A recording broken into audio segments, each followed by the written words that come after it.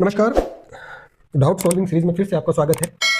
आज का डाउट चौधरी चरण सिंह नाम से एक पर्सन है, इज फ्रॉम हरियाणा और ही वांट्स टू नो कि why airplane windows are round.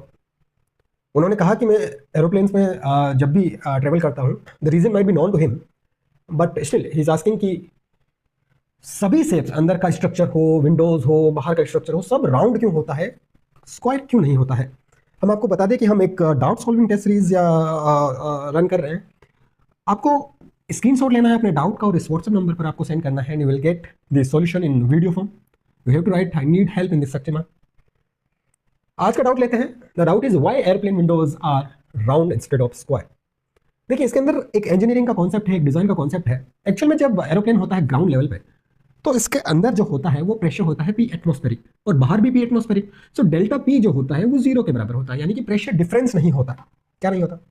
Pressure difference नहीं होता। अब जो प्रेशर डिफरेंस नहीं होता है तो कोई स्ट्रेसेस नहीं आते। लेकिन जैसे ही एरोप्लेन 35,000 या 36,000 फीट पर फ्लाई करती है तो बाहर का प्रेशर बहुत कम हो जाता है।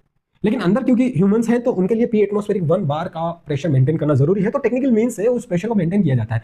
अब बाहर और अंदर का del P means pressure difference बहुत हाई हो जाता है। प्रेशर डिफरेंस बहुत हाई होने की वजह से वहां स्ट्रेसेस जनरेट होने लगते हैं। अब मान लीजिए आपका एरोप्लेन की विंडो जो है वो स्क्वायर शेप में है, स्ट्रेसेस जनरेट होंगे, यहाँ स्ट्रेस आएगा, यहाँ स्ट्रेस आएगा। जैसे इस कोने में स्ट्रेस आएगा तो स्ट्रेस कॉन्सेंट्रेशन यहाँ कोने में ज्यादा होगा, स्ट्रेस लाइंस एकदम स्मूथ फ्लो नहीं होगी, तो यहाँ से क्रेक प्रोपागेट होगा और एरोप्लेन एकदम से ब्लास्ट हो सकती है। Same happened in 1950।